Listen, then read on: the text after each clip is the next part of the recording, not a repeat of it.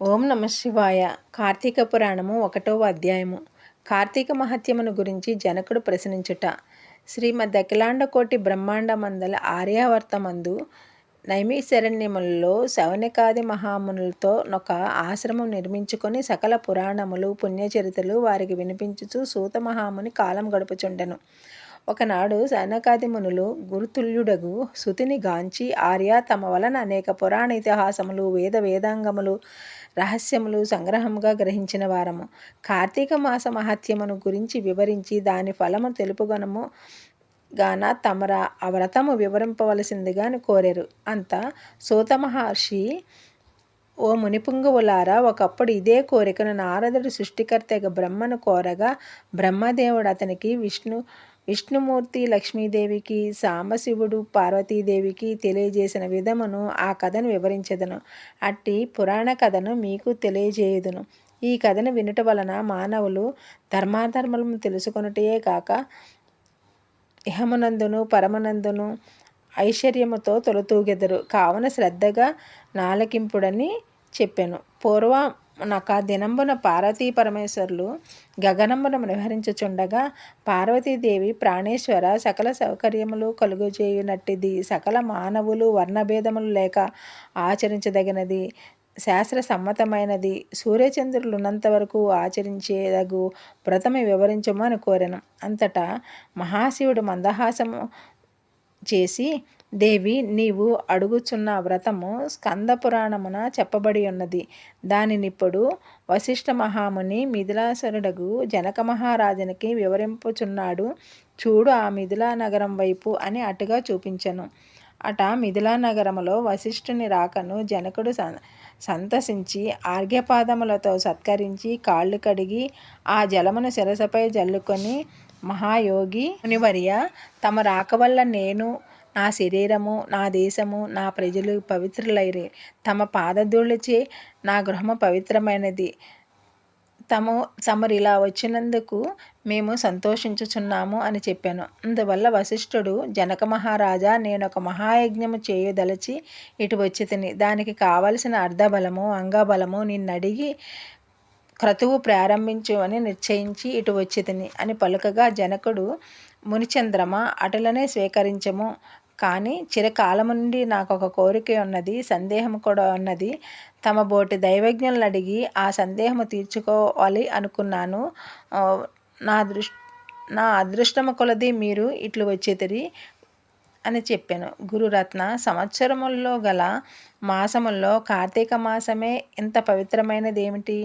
ఈ కార్తీక మాసం గొప్పతనం ఏమిటి అని కోరెను. వశిష్ఠుడు మహాముని చిరునవ్వును నవ్వి, రాజా, తప్పక నీ సందేహము తీర్చుదును. నేను చెప్పబోవు వ్రత కథ సకల మానవులు ఆచరించదగినది, సకల పాపహారమైన అయి ఉన్నది. ఈ కార్తీక మాసము హరిహర స్వరూపము. ఈ మాసమునందని ఈ వ్రతము యొక్క ఫలం ఎంతయని చెప్పలేము.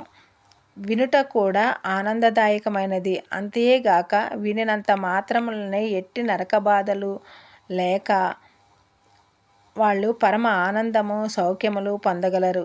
నీబోటి సజ్జనులు ఈ కథను గురించి అడిగి తెలుసుకొనుట ఉత్తమమైనది. శ్రద్ధగా ఆలకింపుమని ఇట్లు చెప్పసాగాను. వశిష్ఠుడు కార్తీక వ్రత విధానము తెలుపుట.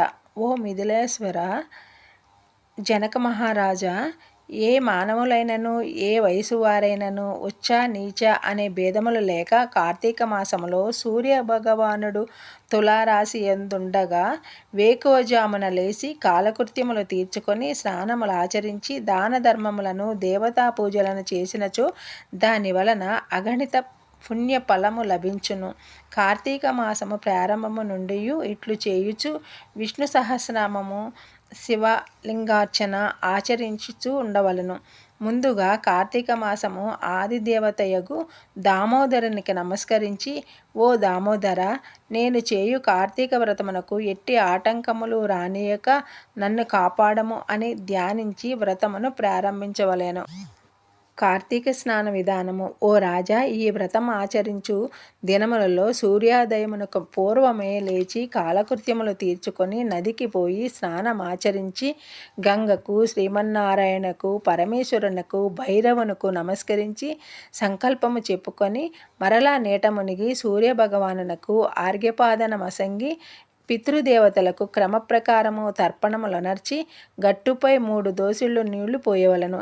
ఈ కార్తీక మాసములో పుణ్యనదులైన గంగ, గోదావరి, కృష్ణ, కావేరి, తుంగభద్ర, యమున మున్నగు నదులలో ఏ ఒక్క నదిలోనైనను స్నానం ఆచరించిన ఎడల గొప్ప ఫలము కలుగును.